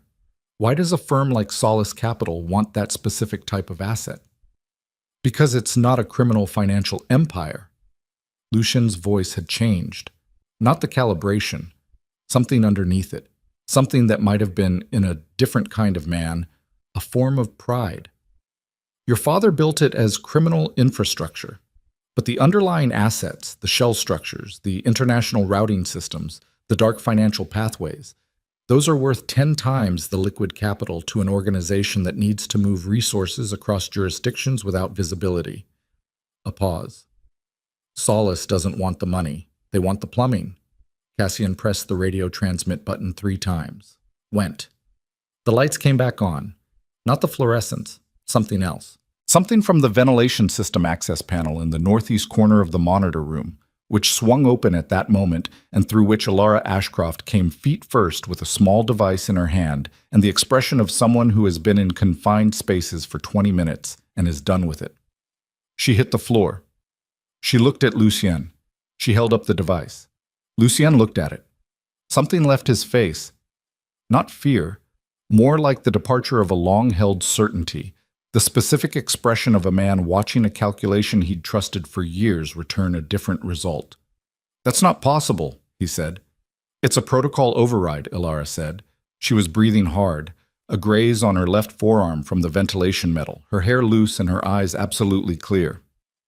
"Your biometric system is keyed to Rowan's genetic markers, which you pulled from a medical record. I know which record. I gave it to the facility myself 7 years ago, which means I controlled what they received." She took a breath. "What they received was accurate, but incomplete. The system will verify Rowan's identity correctly. What it will not do is release the assets to the access request you filed. Because 4 years ago I accessed the sealed protocol at the Carver building, not the copy your people accessed today, the original, and I added a secondary authorization layer." Lucien said, "The filing was sealed." "I had help," she said, "from a lawyer who owed a very significant debt to Aldrich Voss and honored it after Aldrich died by honoring it to his family." She held the device steadily. "This device completes that authorization layer. Without it, the system verifies Rowan's identity and then locks permanently. No further access attempts possible. The assets go to a legal trust with a 15-year dissolution timeline." She paused. "Or you step back and we have a different conversation." The 2 men flanking Lucien had their weapons up. Cassian had nothing left that functioned as a weapon except his body, which was already damaged, and the metal shelving bracket he'd worked loose from the equipment bank in the last 40 seconds and was holding out of Lucien's line of sight. Rowan, behind Cassian, had not made a sound. Lucien looked at Alara. He looked at the device. He was doing what he had done for 30 years, calculating, adjusting, finding the angle. His face was still. His hands were still. He was a man who had survived on the quality of his thinking under pressure, and he was thinking now, visibly, the machinery of it almost audible. Then he looked at Cassian. "Call your men off," Cassian said. "Both of them. Right now. And if I don't?" "Then she activates the lock, you get nothing, and we find out how fast my people can reach this building." He held the man's gaze.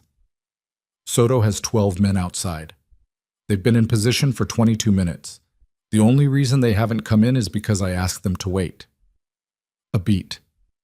"I'm done asking them to wait." Lucien was quiet for a moment that stretched. Then he said to the 2 men, "Lower them."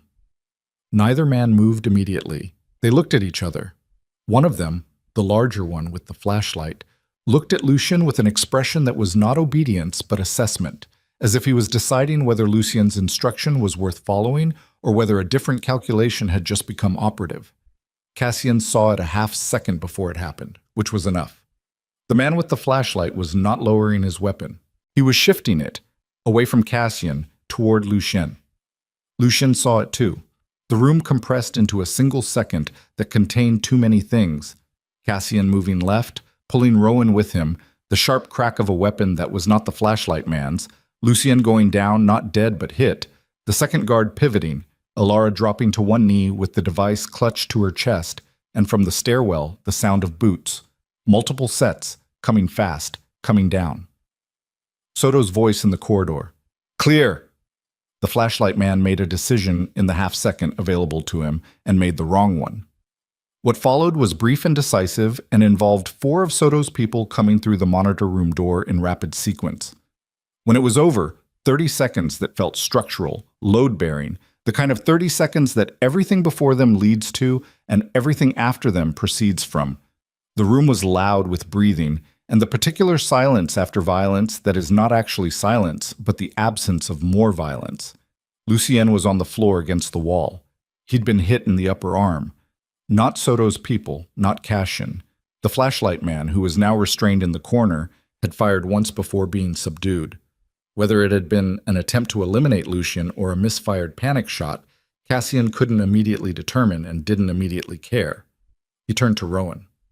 The boy was standing exactly where he'd been, both hands still gripping the back of Cassian's coat, even though Cassian had moved and the coat had pulled and Rowan had moved with it without releasing, like someone who had decided that the instruction "don't let go" was going to be honored past the point of obvious necessity. He let go now. He looked at his own hands as if slightly surprised to find them empty. He looked at Alara, who crossed the room to him in 4 steps and put her arms around him, and he let her, his face against her shoulder, his school bag still on his back. Cassian watched them. He was bleeding from somewhere new. His side, he thought, from the equipment bank edge when he'd moved, and his left shoulder was a sustained complaint, and his right hand was going to be significantly less functional tomorrow than it was now. He looked at Lucien on the floor. Lucien looked back at him. His face had finally lost its arrangement. Not broken. People like Lucien didn't break in the way that word usually implies. But uncovered. The 30-year performance of control, stripped back to whatever was underneath it, which turned out to be simply a man, aging, bleeding, sitting on a concrete floor in a basement that hadn't worked out the way he'd planned. He said, "The device." His voice was still even. "She'll use it." "Yes," Cassian said. "The assets will be locked. Everything your father built." "I know." Lucien looked at him. "You're not going to try to stop her." "No," Cassian said. "I'm not." Something moved through Lucien's face. It might have been, in a very different context, something close to respect. "You're more like your father than you know," he said. "I know," Cassian said. "I'm starting to think that's not entirely a bad thing." He looked at Alara. She was still holding Rowan. Over the boy's shoulder, she met Cassian's eyes, and she held up the device, and she looked at him with a question in her face that was not really a question. She already knew the answer. She was simply giving him the form of the choice. He nodded. Her thumb moved on the device. The sound it made was almost nothing, a small electronic tone, the kind a phone makes when a message sends, the kind of sound entirely disproportionate to what it meant. Somewhere above them, in a sealed filing in a Cayman Islands server, a 15-year lock clicked into place over the financial architecture of 30 years of Voss Empire. And in the 3rd room of the 2nd basement level of a building in the industrial district, with blood on the floor and Soto's people filling the corridor and a 7-year-old boy pressing his face into his mother's shoulder, Cassian Voss stood with his damaged hands at his sides and felt, for the first time in longer than he could accurately measure, that he was standing on something that might eventually become solid ground. Lucien said from the floor, "It's not over."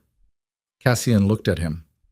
"Solace Capital is not an organization that accepts this kind of outcome and moves on," Lucien said. His voice had found a new register, not threat, not performance. Something closer to warning, which from this man in this moment carried a different weight. "They will send someone else." "I know," Cassian said. "Then you know this doesn't end here." "No," Cassian said. "It ends here for you." He looked at Soto in the doorway. "Get him medical. Then get him somewhere appropriate until we decide what appropriate means long term." He looked back at Lucien. "And get me Rael. Wherever he went when he left this building, I want him found."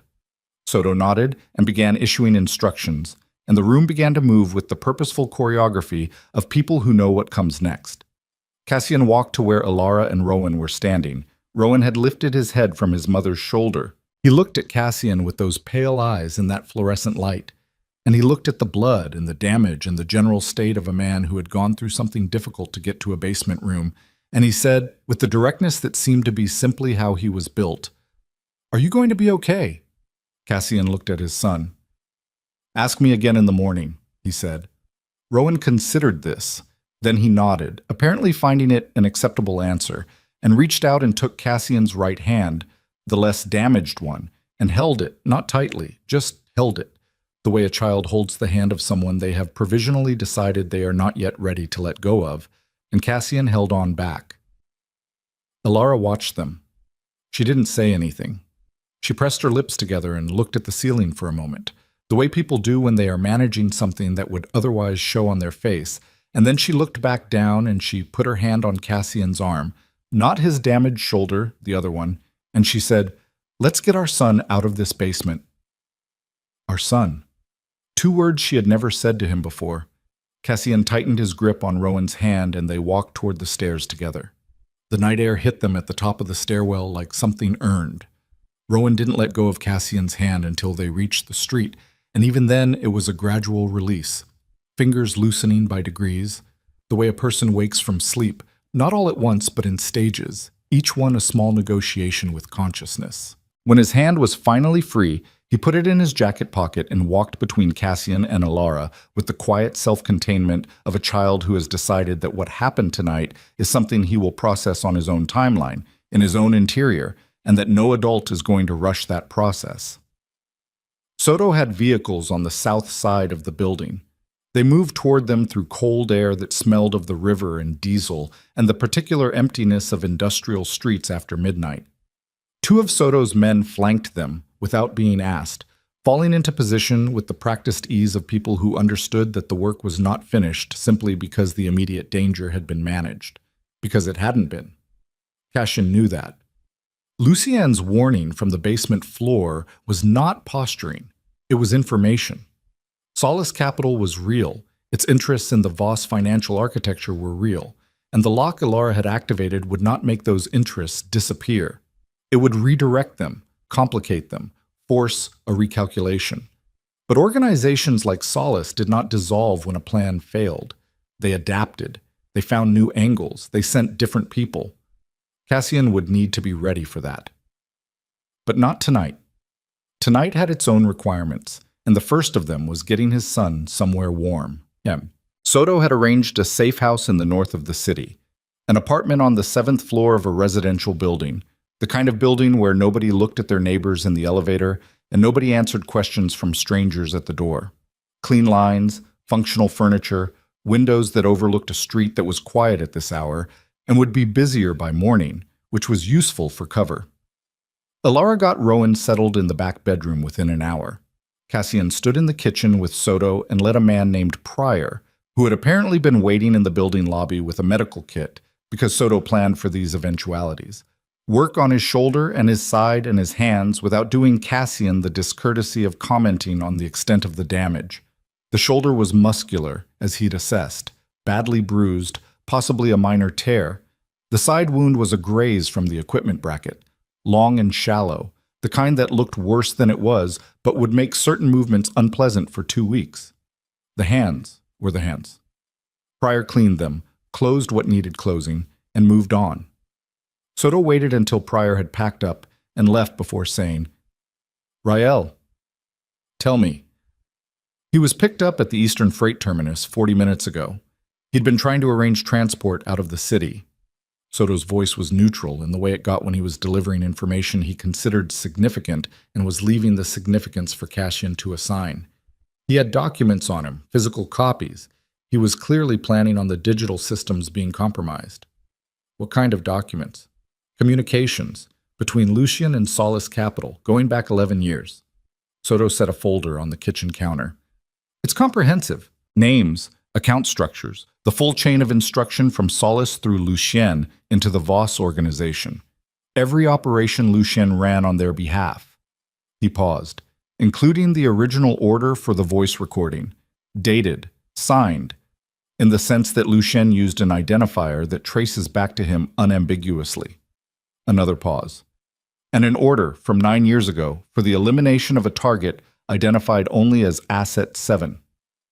Cassian looked at the folder without opening it. Elara. The order was issued. It was never executed. The record shows it was countermanded 3 days after issuance. Soto looked at him carefully. The countermand came from your father. The kitchen was quiet. The building settled around them. Somewhere in the back bedroom, Cassian's son was sleeping or trying to, and the woman who had kept him alive for 7 years was sitting on the edge of a bed in a safe house listening to her child breathe. Cassian's father had issued no such countermand. He hadn't known about Asset 7, but someone had filed it under his identifier, which meant someone inside the structure had used Aldrich Voss's credentials to pull back an order that would have killed Alara Ashcroft 9 years ago. Someone who had access to those credentials. Someone who had been in the organization for 30 years. Lucien countermanded his own order, Cassian said. Soto said nothing, which was confirmation. He sent her away, Cassian said. He built the fiction, he manufactured the recording, he drove her out. But when the order came through to eliminate her, he pulled it back. He looked at the folder. Why? That, Soto said, I don't have an answer for. The documentation doesn't explain the motivation. Cassian stood with that for a moment. He thought about what Lucien had said in the basement. Parts of it were real. And about the specific, almost imperceptible shift in the man's voice when he'd mentioned Cassian's father. 30 years was a long time to be one thing while pretending to be another. Long enough for the pretending to develop its own complicated grain. He didn't have a clean read on it. He wasn't sure a clean read was available or necessary. What he had was the fact of it, that Lucien had protected Alara from the order he himself had generated, which meant that somewhere in the architecture of his betrayal, there had been a limit, a line he hadn't crossed.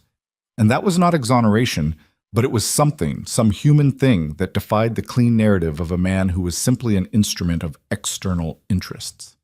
He closed the folder. The documents go to the appropriate authorities, he said. All of them. Lucien, Solace, the full structure. Not through our channels, through legitimate channels. Legal counsel. Law enforcement contacts who are clean. I want this on record in places that can't be made to disappear. Soto raised an eyebrow slightly. This was not historically how the Voss organization handled its complications. Things are changing, Cassian said.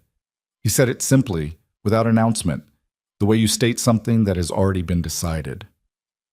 Start the process tonight. What?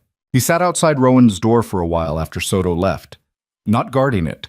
The building was secure. Soto's people were on the exits. There was nothing immediate to guard against. Just sitting. A chair from the hallway, positioned at an angle where he could see both the door and the window at the end of the corridor. His shoulder ached. His hands ached. The graze on his side pulled every time he breathed too deeply, which meant he was breathing carefully, which felt, in a strange way, appropriate for what he was doing. Alara came out of the room at 2:15. She saw him in the chair and stopped. She looked at him for a moment without speaking, the particular look of someone who has prepared themselves for an empty hallway and found it occupied. She leaned against the doorframe. He's asleep. Good. She looked at the chair, at the angle he'd positioned it. You've been sitting here since Soto left. Yes. She didn't tell him he didn't need to. He appreciated that. She understood, or she was too tired to argue it, or both. She slid down the door frame until she was sitting on the floor with her back against it, knees up, arms resting on them. It was an ungraceful position, and she didn't seem to care. There were scratches on her left forearm from the ventilation shaft, and a bruise forming along her jawline that Cassian didn't know the origin of and filed in the category of things to ask about when the immediate had cleared enough space for the secondary. The device, he said. The secondary authorization layer. When did you actually do it? 4 years ago. I told you a lawyer helped. His name was Greer. He'd handled some of your father's most sensitive filings. After Aldrich died, he contacted me. He'd been instructed to, if anything happened to Aldrich. She looked at the end of the corridor.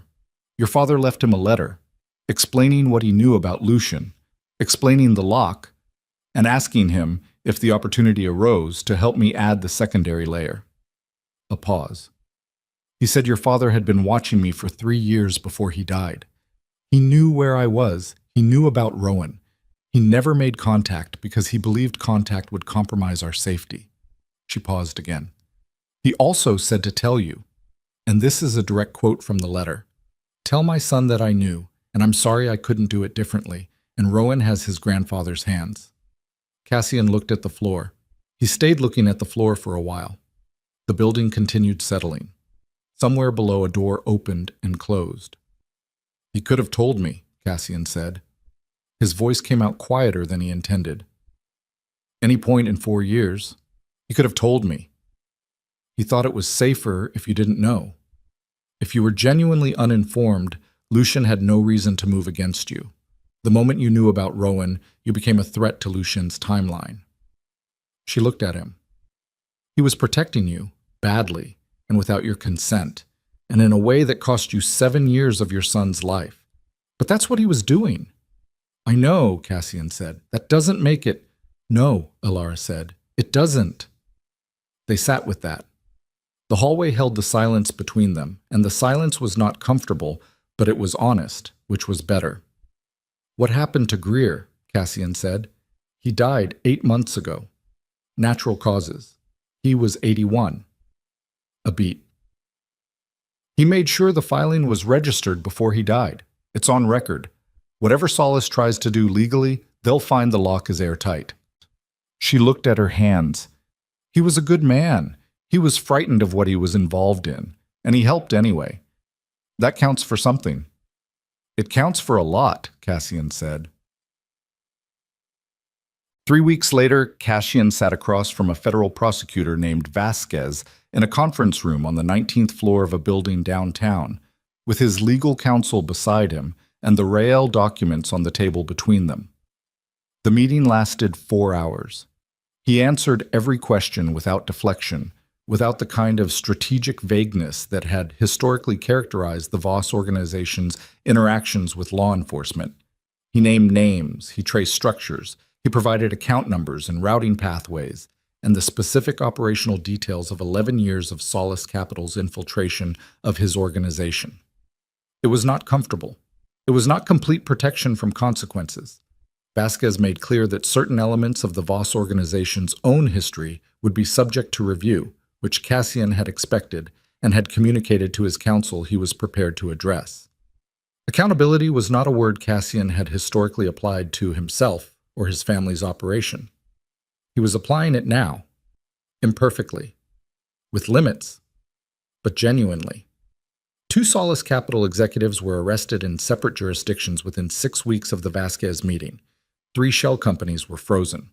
The Meridian consulting structure was dismantled by a joint task force whose existence Cassian had quietly facilitated through channels he had spent 30 years building and was now spending on something other than the purposes they were built for. Lucian Marrow cooperated. That was the word the lawyers used, cooperated, which in practice meant that Lucian, sitting in a facility that was considerably more functional than a basement room but had similar limits on egress, looked at the evidence against him and made the calculation he had always made, the one that had kept him alive and operational for 30 years. What is the best available outcome from where I'm standing right now? The best available outcome involved telling Vasquez's team everything he knew about Solace Capital's operations across 4 continents. It was significant information. It was, in the assessment of people who tracked these things professionally, some of the most comprehensive intelligence on private financial interference that had been produced in a decade. Cassian did not attend any of those proceedings. He had delivered what he had to deliver. What happened next was for other people to manage. He was busy with other things. Rael was a different matter. Rael had spent 40 years doing the specific kind of work that Lucian had directed him to do, and he had done it without the complicated interior life that had led Lucian to countermand an elimination order 9 years ago. Rael was an instrument that had never developed opinions about its use. The documents he'd been carrying at the freight terminus were his exit strategy, his own insurance, compiled over years, the kind of leverage a careful man builds against the possibility that the people employing him will eventually find him expendable. That leverage was now in Vasquez's hands along with everything else. Rael's current location was a question Cassian did not ask, and Soto did not answer, which was its own kind of answer, and Cassian accepted it with the understanding that some things were going to change, and some things were going to change more slowly, and the specific geography of that line was something he was going to have to keep locating and relocating for the rest of his life. He was prepared for that. He thought he was, anyway. Preparation and readiness are different things, and he was honest enough with himself to know he didn't always know which one he had until the moment arrived. Rowan asked about his grandfather in the fourth week. They were in the bookstore. The lantern shelf had been closed for 3 weeks after the night in the basement, a precaution that Ilara had agreed to with less argument than Cassian expected, which told him how much that night had recalibrated her sense of what was worth fighting about. Now it was open again, and Cassian had developed a habit of arriving an hour before closing and staying until Rowan was in bed. A habit that had not been formally discussed or agreed upon, but had established itself through repetition, the way habits do when nobody objects to them. He was shelving returns. Ilar had given him this task with the air of someone finding a use for an available resource. When Rowan appeared at his elbow and said, "What was he like?" Cassian looked down. "Who?" "My grandfather." Rowan was carrying a book he'd been reading, one finger holding his place. "You said he knew about me. I want to know what he was like." Cassian set down the book he was holding. He crouched to eye level, which had become his standard practice when talking to Rowan. Not because the boy required it, but because Cassian had found it mattered to him, to be at the same level, to not conduct these conversations from above. "He was complicated," Cassian said. "Everyone says that about people when they don't want to say something bad." Cassian looked at his son. "You're right. He was difficult. He made decisions that hurt people because he believed the outcome justified it. He kept secrets when he should have shared them. He loved his family in a way that was real, but that didn't always look like love from the outside." He paused. He built things that were meant to last, and when he realized those things were threatened, he protected them the best way he knew how. It wasn't always the right way, but it was what he had. Rowan considered this with the seriousness he brought to everything. "Did you love him?" "Yes," Cassian said, without hesitation, even when he made it complicated too. Rowan looked at the book in his hand. He opened it to his held page, looked at it, closed it again. "Okay," he said.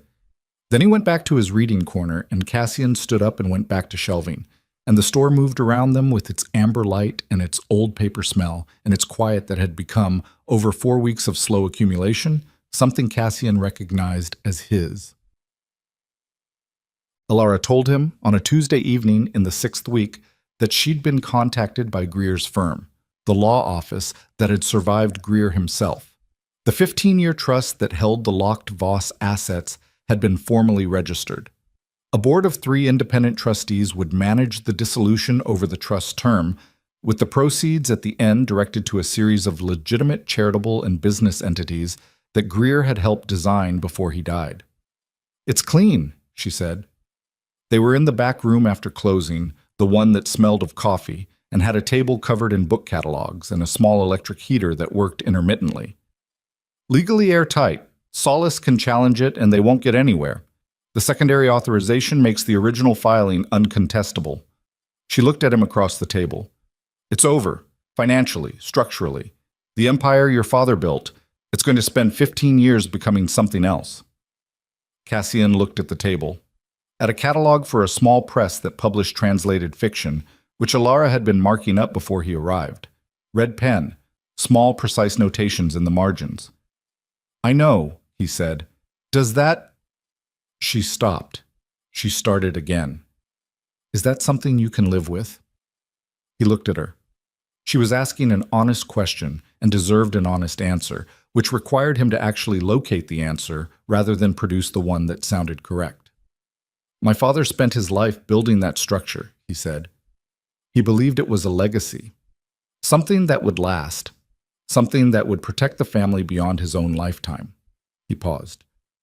"What it actually did was make my son a target before he was born.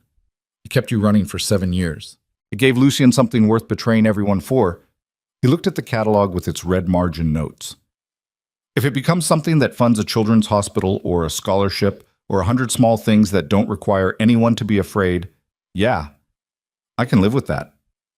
Ilara looked at him. Then she looked down at the catalog and made another small notation.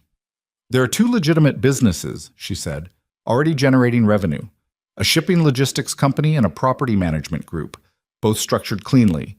They'll be transferred out of the trust into direct ownership before the dissolution begins." She paused. They're being transferred to you. He blinked. I didn't know about that.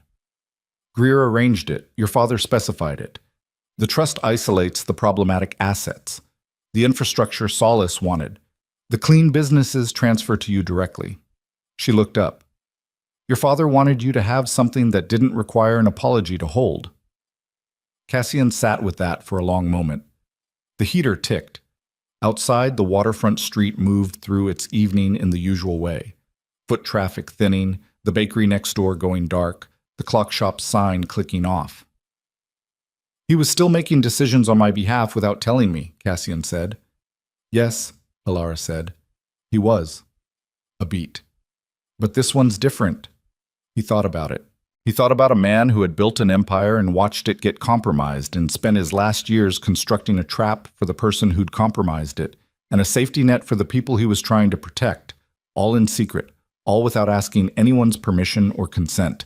Because that was simply how he had operated for 71 years, and you do not change the fundamental structure of how you move through the world in the last chapter. You leave what you can. You hope it's enough. You don't get to know if it was. Okay, Cassian said. Tell Greer's firm okay. Alara made a note. The renovation of the lantern shelf took 6 weeks. Cassian had offered to fund it, and Alara had declined twice and accepted on the third offer, which he understood to be the correct number of times to offer a thing before it became pressure. The work was done by a contractor Alara chose. On a timeline Alara managed, with aesthetic decisions made entirely by Alara and Rowan, who turned out to have strong and compatible opinions about what a bookstore should look like, and communicated them to the contractor with a directness that made the man look slightly startled. Cassian showed up on Saturdays. He moved things when asked. He made coffee. He drove Rowan to his weekend football practice.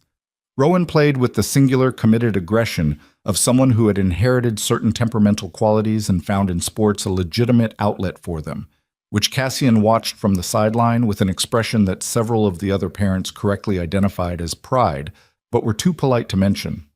He did not move in. That was not a conversation that had been had, and he did not force it. There was a distance between what existed and what might eventually exist, and that distance was real and required respect. Alara was not a woman who moved quickly toward anything simply because the circumstances that had previously prevented it had changed. She had rebuilt her life once from almost nothing, and she was not going to absorb someone into it until she was sure of the terms. He understood that. He was learning, slowly, to understand a great many things he had previously moved past too quickly to register. The reopening was on a Thursday, a small sign in the window. No announcement beyond the neighborhood's own informal communication system, which turned out to be fairly efficient because by noon there were enough people in the store to make the space feel warm in a way that had nothing to do with the new heating system Alara had finally replaced. Rowan worked the front table, organizing a display of new arrivals with the focused attention he brought to tasks he considered important. He had informed the contractor, during the renovation, that the front table needed to be exactly 32 inches high, because that was the height at which he could work comfortably, and the contractor had built it to 32 inches without comment. And now Rowan stood behind it with the proprietary air of someone operating in their correct domain. Cassian arrived at 11. He came in through the front door, which was propped open for the first time since the incident, and the bell above the door made its soft brass murmur, and Rowan looked up and said, "You're late," without particular accusation, just as information. "I had something to do first," Cassian said. He had a book in his hand, a paperback, the spine worn, the cover soft with age. He'd had it for 20 years, had found it in a used shop when he was 18 and had carried it through more addresses and circumstances than most objects survive. He'd given it to Alara once, a long time ago, in a different life. She'd left it behind when she left, and he'd taken it back without knowing why. And it had traveled with him for 8 years as a kind of wound he pressed on occasionally to confirm it still hurt. He walked to the front shelf, the one Alara had positioned near the door, visible from the street, the one that held the books she most wanted people to see first. He set the paperback on the shelf. Alara came out of the back room carrying a box of orders. She stopped when she saw him. She looked at the book on the shelf. She looked at him. She set the box down. She crossed the room and picked up the book and looked at it for a moment. At the worn spine, the soft cover, the particular physical history of something that had been held many times by people who found it worth returning to. She turned it over. She looked at the back. She looked at the first page, which had something written in it in a handwriting that was 20 years younger than the hand that had set it on the shelf. She closed it. She held it against her chest for a moment with her eyes closed. Then she opened her eyes and looked at him. And what was in her face was not a simple thing. It was not the resolved, completed emotion of a story that has reached its ending neatly. It was the complicated, weathered, real thing that exists between two people who have been through enough together to know that what they're building now is not the same as what they had before, that it will be harder and more cautious and less innocent, and that it might, precisely because of that, be more durable. She said, "It's a good book." He said, "I know. I've been carrying it for 8 years." She looked at him. She was almost smiling. It was the kind of almost smile that is more expressive than a full one because it contains everything the full smile would simplify. She put the book back on the shelf. She went back to her box of orders. Cassian stood in the amber light of the lantern shelf on its reopening day, surrounded by the smell of old paper and coffee and the low warmth of a small business receiving the people who had made it part of their lives. And he watched his son rearrange the front table display with decisive precision. And he thought about his father, and about 30 years of a man maintaining a fiction, and about the specific cost of secrets kept in the name of love. He thought about Alara filing documents 4 years ago in a law office with a man who was frightened and helped anyway. He thought about a small boy holding his hand in a fluorescent basement. He thought about the weight of a paperback traveling through 8 years of wrong turns. He thought, here, this is the thing, not the empire, not the structure, not the legacy in the sense his father had understood that word. This, the bell above the door and the worn book on the front shelf, and the boy who asked hard questions without flinching, and the woman who had rebuilt herself from nothing and was, cautiously, making room. This was the thing worth protecting. He found a chair near the back. He sat down. He picked up a book from the nearest shelf without checking the title and opened it and did not read it, just held it, just occupied the space, just was present in the way he was learning, slowly and imperfectly, to be present. Outside, the waterfront went on being itself. The bakery opened. The clock shop's sign came on. The street received the day with the unhurried acceptance of a neighborhood that has seen a great deal and expects to see more, and finds, in that continuity, something close to peace. Inside the lantern shelf, the bell above the door murmured every few minutes as people came in, and Rowan worked his table, and Alara moved through the space she had built, and Cassian sat in the back with an unread book in his damaged hands, and none of it was easy, and none of it was clean, and it was every imperfect, complicated, hard-won inch of it enough. The first customer to ask Rowan for a recommendation was a woman in her 70s with silver hair and a canvas tote bag that had seen considerable use. She stood at the front table, looked at the display Rowan had arranged, and said, "I want something that doesn't end the way I expect it to." Rowan looked at her with the evaluating expression that was simply how his face worked when he was taking something seriously. He thought for a moment. Then he went to the third shelf on the east wall, came back with a book, and handed it to her without ceremony. She read the back. She read the first page. She looked at him over the top of it. "How old are you?" "7," Rowan said. "And you've read this?" "Mom read it to me. It ends differently than you think it will." He paused. "In a good way." The woman bought the book. She also bought 2 others, because Alara appeared at the right moment with 2 additional suggestions, and the 3 of them had a conversation about endings that lasted 15 minutes and drew in another customer who had been browsing nearby and found himself unable to stay out of it. Cassian watched this from his chair. He watched the way Alara moved through the store, the particular ease of someone operating in their correct domain, the way Rowan had looked operating behind his table. The same ease, expressed differently. Same source. He thought 7 years. 7 years she had built this alone, and it was not a provisional thing or a hiding place or a compromise. It was a life fully realized, rooted in a neighborhood that had made room for her and the small, serious boy who recommended books to strangers, with the confidence of someone who has no reason to doubt his own judgment. He had arrived into the middle of that life like something thrown through a window. He was aware of that. He was aware that his presence here was not simply addition, it was disruption, even now, even with the danger resolved, even with Lucien in a facility and Solace Capital being dismantled one legal proceeding at a time. He was a man with a history. The history did not disappear because its most immediate consequences had been addressed. He was going to have to earn this. Not once. Continuously. That was the honest shape of it. He was prepared to do that. He thought he was, and he was also honest enough to know that thinking you are prepared and being prepared are different things, and the difference only reveals itself in the actual living of it, day by day, in the small choices that don't feel significant until you look back at them from a distance and see the shape they made. Soto came by at 2 in the afternoon. He didn't come inside. He stopped at the open door, caught Cassian's eye, gave the small nod that meant nothing urgent, just information. Cassian excused himself and stepped outside. The Solace Capital legal proceedings, Soto said. He was wearing a coat that was slightly too light for the weather, which was the only concession his appearance ever made to imperfection. 2 more executives identified in the second jurisdiction. The task force wants a follow-up meeting next week. Set it up. The shipping company and the property group. The transfer documents are ready for signature. Council says it can be completed by end of week if you want to move fast. End of next week, Cassian said. There's no rush. Soto noted this without comment. There had been a time, not long ago, when Cassian's default on any business matter was to move as fast as the structure permitted. Soto had observed the shift without naming it, which was characteristic of him. The Marsh Street building, Soto said. The operational center.